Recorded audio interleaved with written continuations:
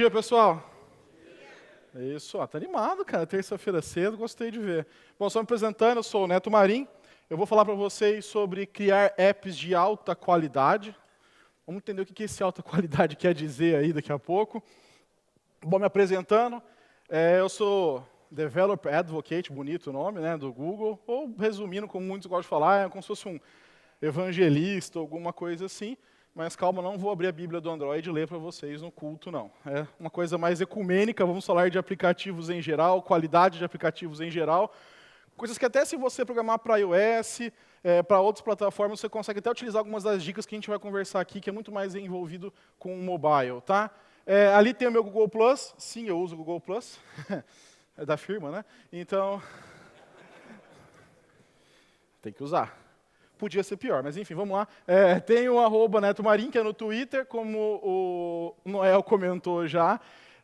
Eu posto coisas em geral, então fica o disclaimer que eu sempre faço. Tá? Eu posto coisas de cerveja, de futebol, coisas nada a ver, sei lá, foto da minha filha. Então, quem estiver seguindo lá, fica ciente de que pode se deparar com esse tipo de postagem. E também criei recentemente, que tinha um pessoal que tinha uns grupos de Facebook, a gente criou uma página, facebook.com/netomarim, vocês também me acham lá. Eu queria só fazer o jabá rapidinho, pessoal, para quem não conhece a gente, tá? O canal, no Brasil, nós temos uma equipe de 3 de Developer Relations, tá? A gente tem YouTube, tem o Google Plus e também tem o Twitter, então vocês podem seguir lá no Google Dev BR do YouTube, a gente faz alguns vídeos ou em português, ou dubla até vídeos estrangeiros e trazendo também com legenda. Ele está um pouquinho parado, mas a gente está com um batch aí de 200 novos vídeos com legenda para entrar nos próximos meses, então vai ser uma coisa bem legal. Tá? E eu imagino que vocês já conheçam, né, quem já desenvolve Android deve conhecer esses canais aí, se não conhece, deve segui-los, né, assim que possível. Eu queria fazer o outro jabá que já falaram, que é do Dev Community Cast, que falando do podcast, o pessoal do Android Dev BR. Inclusive eu participo lá, na medida do possível, tento responder algumas perguntas, algumas coisas lá. Esse é um podcast que eu montei com outro cara que trabalha comigo, que é o Ale Borba, e a gente tem alguns tipos de episódio dentro do feed. Então, por exemplo, tem um lá que chama Fala Neto, que vocês perceberam que eu falo pra cacete. Então, é um gente de 15 a 20 minutos, onde eu falo sobre algum tema de desenvolvimento móvel. Tá? Os últimos está seguindo a palestra que eu dei no Google I.O., que é o Criando para Bilhões, mas também teve já sobre comunidade, vão vir mais coisas por aí. Segue lá, adiciona, na maioria dos podcasts, dos aplicativos já está disponível, então o WeCast, PocketCast, iTunes, vocês conseguem assinar também. Beleza? Bom, vamos falar o seguinte. Onde que vocês acham que começa o relacionamento do aplicativo de vocês com o usuário? Alguém tem uma ideia? Onde começa esse relacionamento? Na loja. Aonde na loja? Nessa parte aqui, ó. Eu coloquei aqui começa a paquera, né? Porque a gente sabe que o Google Play tem mais de 1,5 milhão de aplicativos. A hora que digita alguma coisa ali, possivelmente vão ter várias opções. Essa aí eu peguei, no caso, apps e jogos. Cliquei na categoria e tem vários ali. O que a gente primeiro tem de conclusão ao olhar para essa tela aí? O que está mais chamando a atenção? O que vai fazer resolver se eu procurasse por podcast entre o Podcast Addicted e o NetoCast? O que primeiro chama atenção? O que chama atenção aí, pessoal? O que vocês escolhem? Vocês mesmos, não fui eu. Não fui eu. Melhorou assim, né? Vamos lá. Então, pessoal, e aí depois acaba aqui. Né, onde você tem a descrição do aplicativo, você tem algum vídeo desse aplicativo. Ficaria 1,5 milhão de aplicativos, eu não vou gastar tempo muito instalando, desinstalando, eu vou ter que tomar alguma decisão prática na hora de instalar esse meu aplicativo. Tá? Então, a primeira coisa que você tem que pensar é na iconografia e store listing. Então, eu nem entrei de qualidade de aplicativo ainda, estamos falando antes disso ainda. Né? Porque a primeira coisa, não sei quando vocês têm alguma ideia para desenvolver aplicativo, qual a primeira coisa que você faz? Pô, tive uma ideia para desenvolver um aplicativo. Primeira coisa que você faz? Procura o domínio. Quem aí procura o domínio, vê se está disponível o domínio na internet? Quem tem mais de 15 domínios e não usa nenhum? Né? O cara chega lá, inclusive, eu estou no grupo de registradores anônimos, eu já faz 5 dias, 7 horas e alguns minutos que eu não registro um domínio.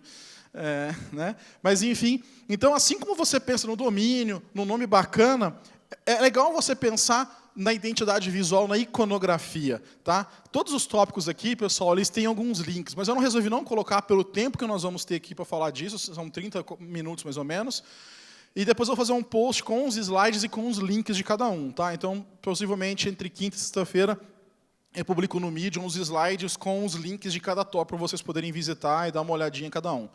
Bom, tem uma coisa bem legal, eu só queria passar rapidinho, que é uma coisa que pouca gente às vezes dá atenção, que é um negócio chamado Store Listing Experiments. Alguém aqui teve no workshop ontem, do Daniel Trócoli, que veio ontem? Algumas pessoas vieram. Que é isso, cara? Basicamente é o seguinte, você pode fazer testes com o seu Store Listing, que tem a descrição, os screenshots, para ver o que aquilo melhorou na conversão. Pode parecer besteira, mas, por exemplo, a gente teve aqui o caso desse jogo que eles tiveram, de acordo com os ícones, mais ou menos conversões. A gente pode ver que teve ícone que teve conversão negativa de 0,8%. E já teve um ícone que teve conversão de 17,9%. Só mudando o ícone. Tá? Por quê? O que eu te falei foi aquilo que eu falei. Quando faz a busca, ele vai ter ali uma empatia com aquele ícone e por vários motivos, né? A nossa mente trabalha de várias formas que ela pode se recusar a instalar por causa de um símbolo ou querer instalar por causa de um símbolo, né?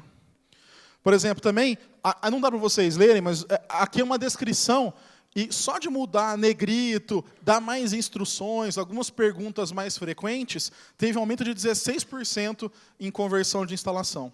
Foi o que eu falei, o cara tem que tomar uma decisão. E aí, eu vou instalar esse app aqui do Neto ou não vou? Isso é bom ou não é?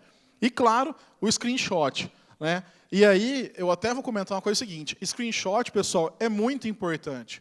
Tá? Escolham as telas certinhas, as telas que chamam mais atenção. E, de preferência, se você for localizar, vamos pensar até em outra cultura, vamos pensar falando de Japão, de Coreia, por exemplo, de Índia. Não basta você mudar a fonte, vou mudar a fonte para a fonte japonesa ou para a fonte indiana e mudar o screenshot, tá beleza. Você tem que pensar na cultura. Você tem que pensar, por exemplo, você tem a questão na escrita japonesa oriental, da direita para a esquerda. Mas não é só mudar o parágrafo alinhado à direita e botar a fonte japonesa, está tudo certo. Não, tem que pensar que toda a identidade visual do aplicativo tem que ser da direita para a esquerda, por exemplo. O menu, algum tipo de botão, cor que está nos screenshots, pensar se o seu aplicativo, inclusive, não pode ser ofensivo àquele país. Sei lá, você fez um app de churrasco. Eu acho que não vai dar certo na Índia. Uma ideia, assim, né? Então, você tem que pensar se aquele seu app cabe naquela cultura, se aquilo não vai gerar um conflito naquela cultura, e por aí vai. Bom, mas eu falei de qualidade, né? O título da palestra é isso, criar apps de qualidade. A gente está aqui na sala Advanced, né? Tem gente pessoal aqui manja mais de Android. O que eu tenho de dica para falar de qualidade? Primeira coisa, o que é essa qualidade quando eu falo de aplicativo? Um aplicativo de qualidade, primeira coisa, tem que ter uma experiência suave, né? O app ele não é para travar, ele não pode demorar para carregar, ou então ele tem que causar dúvida, ele não pode causar dúvida no usuário. Né? Aquele usuário, aqui que eu aperto, aqui onde que eu aperto, como que eu faço para acessar tal funcionalidade? O usuário não pode ter essa dúvida usando o seu aplicativo. Tem que ser agradável usar. E aqui eu não estou falando que tem que ser uma interface linda, maravilhosa, futurista, com o negócio flutuando, voando dentro da interface. Não tem nada a ver. Tem que ver se a interface é de fácil compreensão, ela é agradável visualmente, né? Não vai ter aqueles fundo preto com o negócio em rosa, brilhante, com verde escrito dentro. Né? Temos que lembrar que tem pessoas com deficiências auditivas, deficiências visuais, que podem querer usar seu aplicativo, que tem que usar um talkback, ou pessoas que têm daltonismo, que têm dificuldade em enxergar alguns esquemas de cores. Né? Vocês têm isso em mente quando fazem um app? Pô, sabe que o cara vai enxergar meu app direito? De repente o cara não enxerga. Fala assim, cara, mas daltônico tem pouco. Como se diz? Vai dar uma pesquisadinha. Vocês vão descobrir, vão se assustar com o número de pessoas que têm algum nível de daltonismo que estão utilizando aplicativos. E eles podem simplesmente não usar seu app porque não conseguem enxergar a informação que tem lá. Né? E ser relevante. Resolva algum problema real para o usuário. E nesse ponto, O nicho nem precisa ser muito grande, não. Tá? Tem apps de relevância moderada, digamos assim, que você vai conseguir ganhar um dinheiro, vai conseguir ter um mercado, e mesmo assim ele vai ser de nicho. Então, pense nessa parte de relevante. Deixa eu entrar um pouquinho em cada tópico aí. Bom, e aí, em cima disso, eu montei uma pirâmide, digamos assim, né, que para um aplicativo ter qualidade. Relevância, a UI e a User Interaction, ou User Experience, como queiram chamar, UI e UX, e funcionalidade e estabilidade. Então, por exemplo, aí como que a gente, da onde que o Google tirou isso, da onde que eu tirei esse material para essa palestra, por exemplo? Tudo que eu vou falar aqui, pessoal, vocês encontram nesse guia Core App Quality, que é o guia oficial, as famosas guidelines do Android. Já ouviram falar das tais guidelines do Android? Estão nesse Core App Quality. Tá? Lá você vai encontrar de tablet, de Wear, de TV e também de auto. Tá? Tudo isso está na seção, você entra no developer.google.com, clica lá em Distribute, você vai achar em Essentials, todos esses guias, vocês podem acessar tudo lá. Bom, vamos falar um pouquinho sobre relevância. O Google Play está em 190 países hoje em dia. Mais países do que a própria ONU reconhece, digamos assim, em termos de territórios e localizações que tem por aí. Então, o seu app pode ser global. Claro que eu falei respeitando questão de idioma, de cultura. Pense nisso. Você pode traduzir o seu app e aumentar o seu engajamento muito. Você pode, de repente, publicar um seu app na França e você vai descobrir que tem uma aceitação muito maior a apps com descrição em francês ou na Alemanha com descrição em alemão. Você assim, pô, mas o cara lê inglês, eles estão na Europa. Muita gente aqui deve ser capaz de ler inglês com um certo nível de proficiência, mas é que você vê um aplicativo descrito em português e fala assim, puta, gostei mais desse. E vai ser meio inconsciente isso, porque você vai sentir mais à vontade, você vai entender melhor a descrição daquele aplicativo. Tá? Sempre, claro, falando de forma genérica, né, pessoal? Tem gente que pode ler em inglês aí e nem perceber que está lendo em inglês. E como eu tinha falado, é possível sucesso mesmo em nicho. Então, se você, cara, teve um aplicativo que participou, quem aqui chegou a acompanhar que a gente tinha o ano passado App Makeover, que foi um processo que a gente fez? Não sei se alguém acompanhou esse processo, alguém viu esse coisa? Tá? A gente fez um evento que a gente dava consultoria durante basicamente um mês, foram 4 ou 5 apps, e um desses apps era um app basicamente de nicho, que era um aplicativo, vou fazer um comparativo horrível, cara, mas assim, era um Tinder de banda. Né? Você podia colocar lá que você queria encontrar uma banda, que você era um músico, e você queria encontrar outro músico para formar uma banda. E aí, claro, eles tinham muito mais coisa. Eu simplifiquei demais aqui. Assim. Eles tinham encontrar estúdio e tal. E se for pensar, é um nicho. Né? É um mercado específico de músico. E eles conseguiram um mercado, conseguiram investimento, conseguiram mídia em cima dessa parte de nicho. Então, você pode ter um nicho. O importante é você ser relevante. Então, sei lá, você pode fazer um app para acompanhar a NFL no Brasil. Sei lá.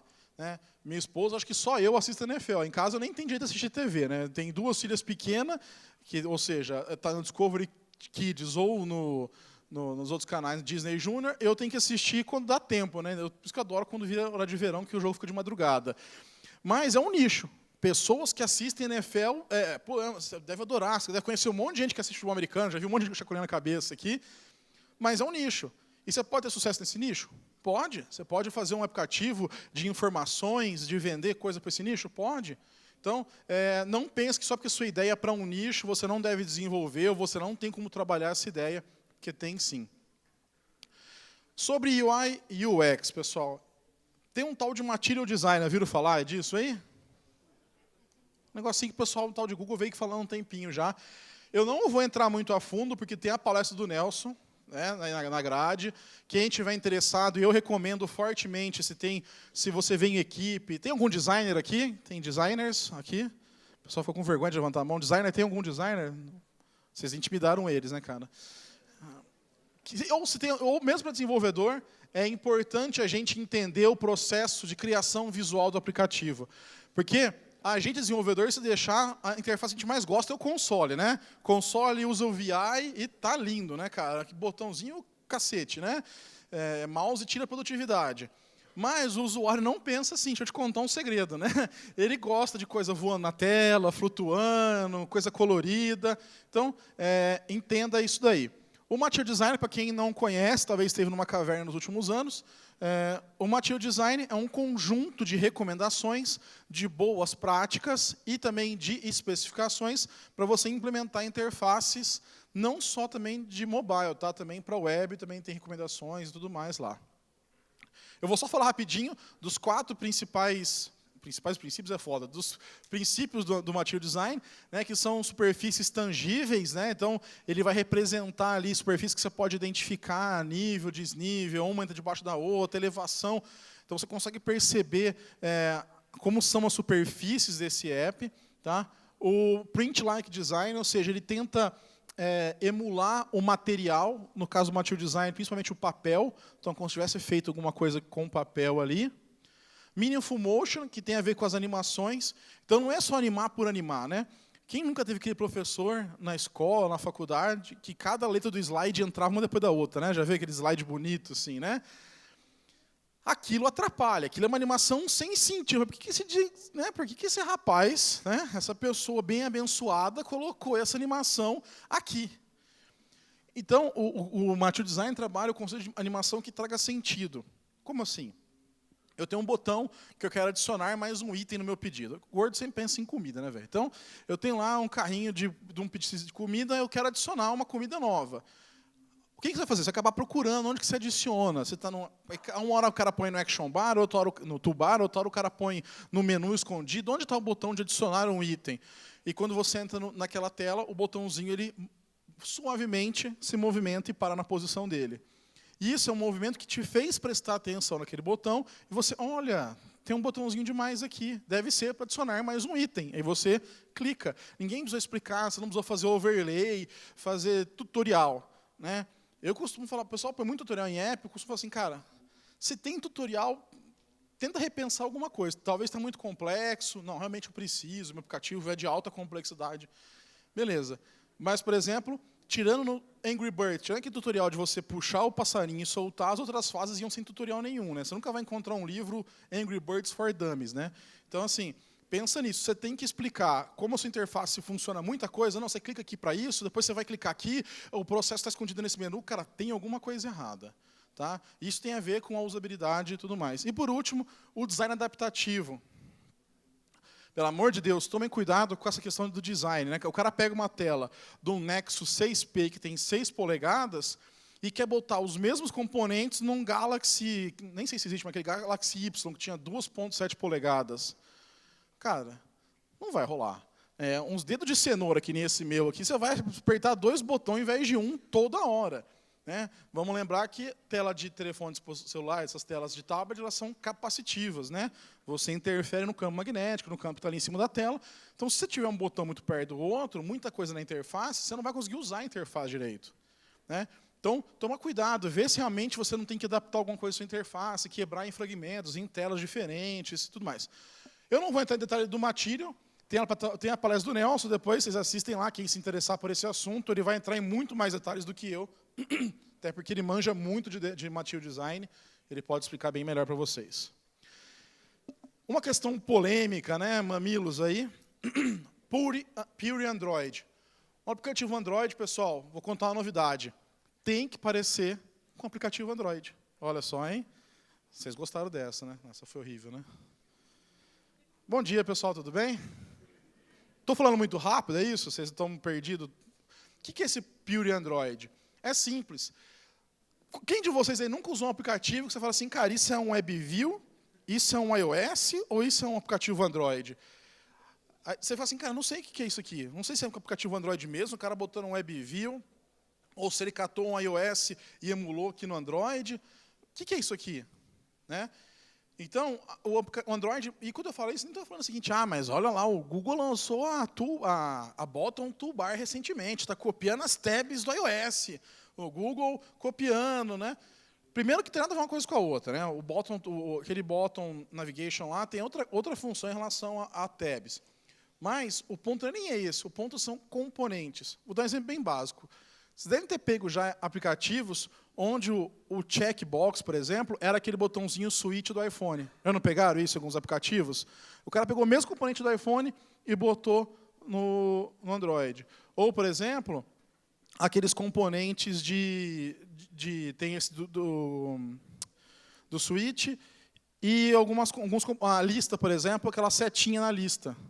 Aquela setinha na lista, aquilo é tipicamente de iOS. Se você lá na guideline do Android fala, listas não devem ter nenhuma marcação de símbolo. Lista é lista, mas como que o usuário sabe que ele vai clicar? Aí você lê o Material Design e vai descobrir que tem que ter uma elevação no card, ele vai entender, tem toda uma explicação semântica, para falar bonito, e em cima da usabilidade da interface. Então, lembrar disso aí.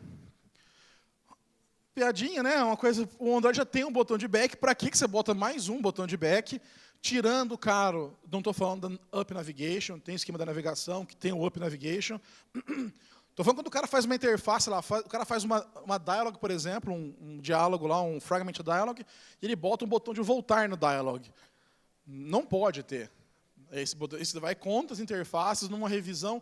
Durante muitos anos, eu era um dos caras que fazia revisão de app que ia para destaque no Brasil, e isso é um elemento que desqualifica o seu app. Porque isso não tem função, não é uma Up Navigation, não é uma tela hierarquicamente, é um dialog, não tem que ter o voltar ali. Ah, Neto, mas você vai falar daqui a pouco que tem que fechar com voltar. Tem, mas o voltar do telefone, o voltar do Android. Né? Ele já tem esse botão lá que é para isso aí. Navegação otimizada, tem um fluxo fluido. Esses dias eu falei fluido no podcast, não sei quem ouve o podcast aqui, aí um cara comentou nos comentários lá, comentou nos comentários é óbvio, né? Comentou lá, Neto, o que é navegação fluida? A navegação fluida é aquela navegação que você basicamente não pensa para realizar aquela navegação, ou ela não fica travando. Tinha um estudo tem um livro, por exemplo, de usabilidade, chamado Don't Make Me Think, já ouviram falar desse livro? Muito famoso, essa parte de estudo de páginas. Ele falava que era um estudo muito comum, o número de cliques, né, que você tem que dar para achar alguma coisa. E ele fala que isso está errado, essa análise de número de cliques. Na verdade, você tem que fazer o usuário não pensar em como ele vai chegar naquela interface. E é muito observável esse comportamento em supermercado, por exemplo. Você vai em um supermercado que você já conhece, você quer pegar... Olha o gordo, né? Você quer pegar o sorvete. Você vai direto, você já entra no corredor, já sabe qual corredor que você pega, você vira à esquerda, desculpem, e já pega o sorvete. Você vai no mercado que você não conhece, você fica perdido, fica irritado, ou não acha aquele sorvete, mas se aquele mercado não tiver um layout meio trabalhado. Então, um aplicativo é a mesma coisa. Você tem que facilitar o cara navegar a pessoa navegar no seu app, não necessariamente esconder uma coisa no menu. Daqui a pouco a gente vai falar como medir essas coisas, mas planejem isso aí. Não seja o app chato. Pessoal, notificação é importante usar. No Android N tem várias novidades bacanas, desde o Android M já tinha, né? No Android N agora você pode fazer o collapse das notificações, você pode responder na própria notificação. Mas cuidado, mandar notificação às 5 da manhã, no meio da madrugada, ou o cara desliga a notificação e você mesmo assim manda um push para ele, né? E só um detalhe, depois também vou pôr um link sobre os guidelines de notificação. Marketing, venda em notificação, só pode ser utilizado se tiver com exclusivo opt-in. Então, assim, você pode notificar sobre core do seu aplicativo. Então, sei lá, um e-commerce. Eu posso colocar aqui, ok, a sua encomenda foi despachada, saiu para entrega, o seu produto, o seu pagamento foi aprovado. Agora, eu não posso colocar assim, olá, aproveite o Dia dos Namorados e compre um tênis. Isso pode, se o usuário tiver feito opt-in específico. Você tem que botar uma janelinha e falar assim, você aceita receber notificações de promoções? Sim, aceito. Aí, ok. Espera aí só, pessoal. Pronto. E aí, então, você tem essa parte aí. Então, tome cuidado, use bem, teste, vê se não está incomodando, dê a opção da pessoa desligar essa notificação, porque isso pode gerar reviews ruins, e, em caso de marketing, promoção não autorizada, pode gerar, inclusive, uma advertência suave no Google Play, ou até a suspensão, caso o aplicativo insista em desrespeitar isso aí. Funcionamento. Isso aqui é uma coisa bem interessante. Eu bato nessa tecla desde quando a gente começou a mudar isso no Android M, e tem uma galera que não muda isso aí. Se você tem um app e não cuidou de runtime permissions, você já está atrasado. Começa por aí. E vocês pensam assim, Neto, você está exagerando, cara. O pessoal não faz isso. Tem um monte de app que simplesmente trava, capota em versões do Android 6 ou 7. Neto, mas ninguém usa Android 6 ou 7. Talvez aqui no Brasil tenha uma menor adoção, talvez tenha uma menor adoção no Brasil. Mas, de novo, o Google Play está em 190 países, tem pessoas que estão vindo com o celular mais novos. Essas pessoas que já investiram no telefone são potenciais, como fala, vamos fazer propaganda do seu app, e se ele tiver uma experiência ruim, ele vai falar mal. A gente mesmo. Você vai numa coisa ruim, você vai num restaurante ruim, você vai num lugar de corta cabelo, cabeleireiro ruim, você vai sei lá, você tem uma experiência ruim no aeroporto. O que você faz? Xinga muito no Twitter, não é? Na hora, você já saca o seu celular e começa a falar, filho da mãe do fulano, atendimento ruim, péssimo, não me entregou, na hora. Tudo bem, foi tudo ótimo, uma coisa, você vai falar para um para o outro, então, cara, vai lá, vai naquele lugar lá que é legal o lugar. Então, as pessoas tendem a compartilhar mais experiências ruins, inclusive a fazer reviews ruins. Então, tente evitar esse tipo de situação aí. Isso aqui é um quadrinho que a gente fez, porque é o seguinte, beleza, eu tenho que pedir permissão. Quando que eu peço essa permissão? Então, é bem interessante de entender aí, se for confuso e crítico. Confuso, o que é confuso? Não é tão claro para o usuário por que tem que te dar aquela permissão. Então, vamos dar um exemplo. Eu vou fazer um aplicativo de notas e eu quero salvar o local que eu anotei, que fiz aquelas anotações. Então, não é claro para o usuário por que eu quero acesso ao GPS. Um aplicativo de notepad, de notas, por que eu quero acesso ao GPS? Então, eu explico para o cara, olha, eu vou salvar o local que você fez a anotação. Então, você explica logo no começo para ele. Né? E você vai ter que explicar isso para o cara, eu estou usando porque eu vou anotar o lugar que você salva essas notas. Se for crítico, mas é claro, então eu vou fazer um aplicativo de enviar mensagem de voz. WhatsApp ou Hangout, você pode enviar uma mensagem de voz ou usar reconhecimento de voz. É claro porque eu vou pedir a permissão do microfone. Né?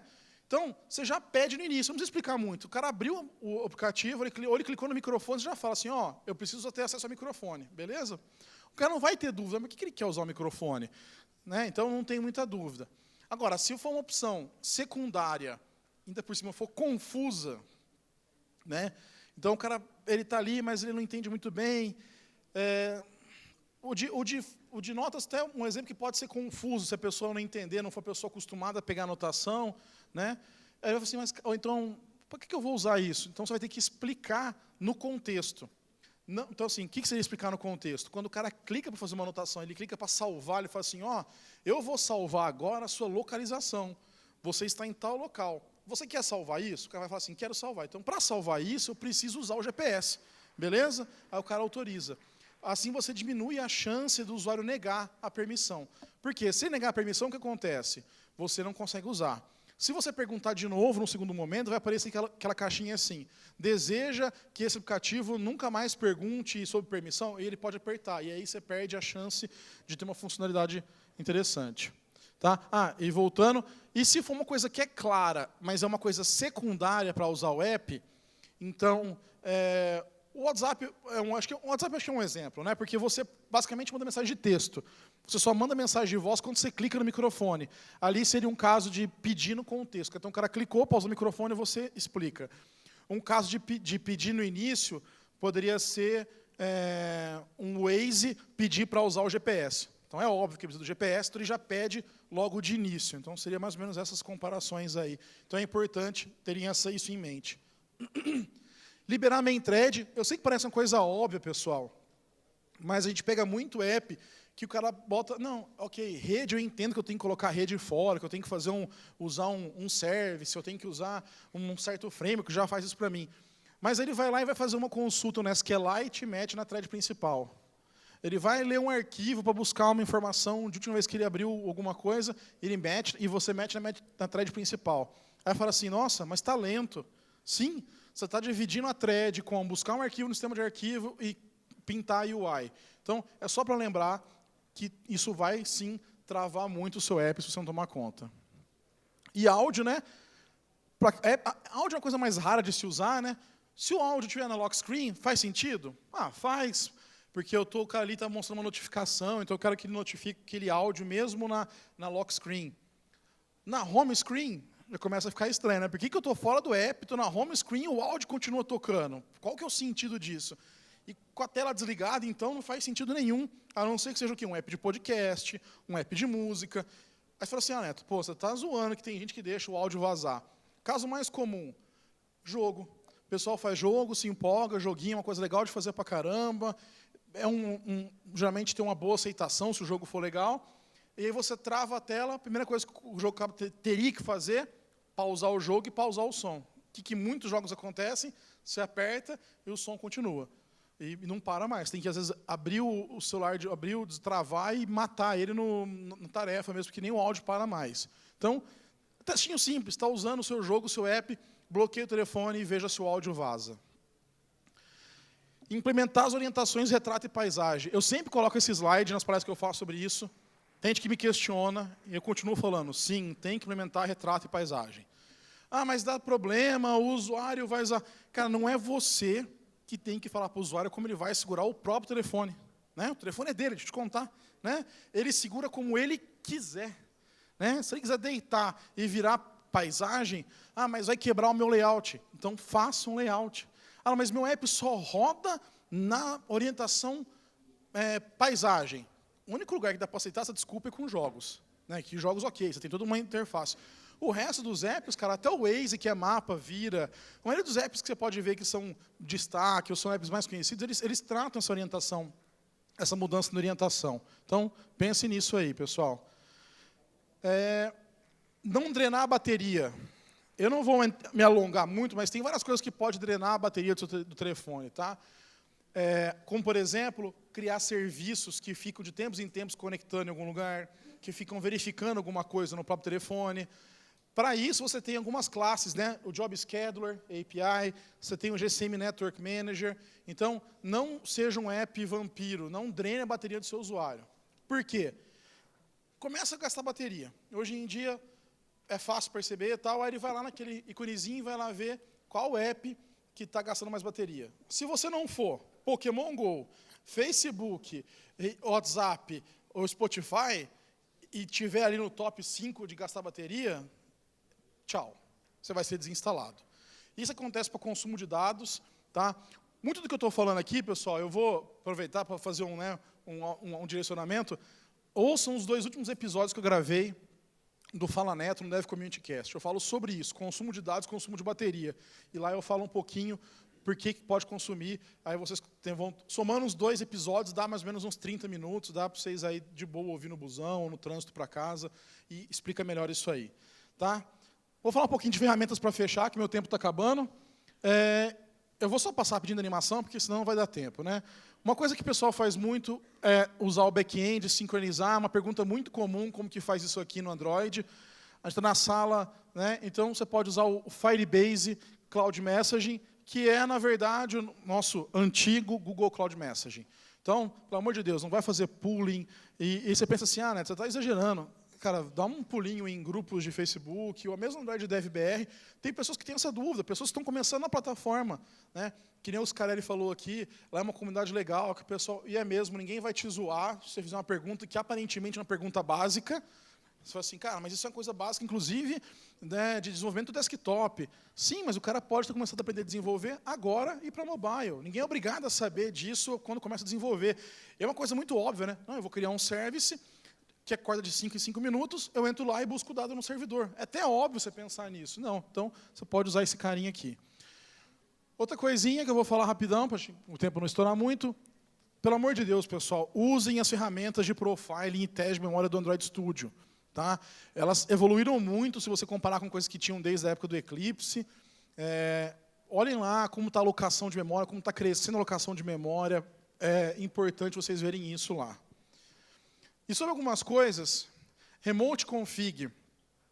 O Firebase lançou esse ano várias ferramentas novas dentro do Firebase lá. Vocês devem ter visto isso no Google I.O., alguém deve ter acompanhado.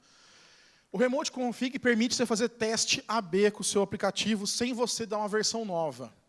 Mas mais legal do que isso, uma palestra teve do Cicarelli no TDC, e que eu gostei muito da abordagem dele, você pode usar isso para para resolver problemas de bug no aplicativo, desabilitar funcionalidades. Então tem uma funcionalidade que deu pau. até você, sei lá, publicar um APK por cima ou desabilitar aquilo, você pode perder, às vezes, horas até esse processo gerar um build, subir, o pessoal atualizar. Você usa o Remote Config, você pode desabilitar uma parte do seu aplicativo remotamente sem ter que instalar uma versão nova. Pô, aí você poupa um monte de gente de atualizar, ou você poupa de ter review negativo, né? Então, o Remote Config é bem legal. Outra ferramenta que eu costumo falar é o Analytics. Tem outras no mercado, o Analytics novo do Firebase, ele é grátis, totalmente grátis, não tem cota, então você pode instalar lá, e mesmo que seus 1 milhão de usuários, milhões de eventos, vai estar coberto pelo Analytics, mas do Firebase, tá? O Google Analytics, ou Google Analytics em si, continua tendo limite de cota que existe lá, então usem do Firebase. E tem o Crash Reporting, que a gente lançou recentemente, e tudo isso que eu falei, pessoal, tanto o Remote Config, o Crash Reporting e o Analytics, eles são também para outras plataformas, tá? Então vocês podem usar em iOS, o web também do mesmo jeito, claro que algumas não se encaixam com web, mas utilizem lá. Desculpa essa correria no final, mas eu queria só falar isso, de dar esses toques dessas ferramentas, essas dicas mais genéricas. Eu sei que talvez para alguns que estão aqui, que têm mais tempo de desenvolvimento Android, parecem algumas dicas óbvias, mas muitos falham no óbvio e perdem instalação, geram desinstalação e tudo mais. Então, funcione, teste, peça para um monte de gente funcionar, use o Open Beta Testing, tá? Tem os Quality Guidelines, não se preocupe com os links, eu vou postar, como eu falei, um post completo com cada link de cada sessãozinha para vocês, até na sexta-feira. Tá bom? Entre em contato comigo, o lugar mais fácil geralmente é o Twitter mesmo, eu costumo responder online lá rapidão. E é isso aí, pessoal. Obrigado, e eu vou estar por aí, a gente conversa. Legal.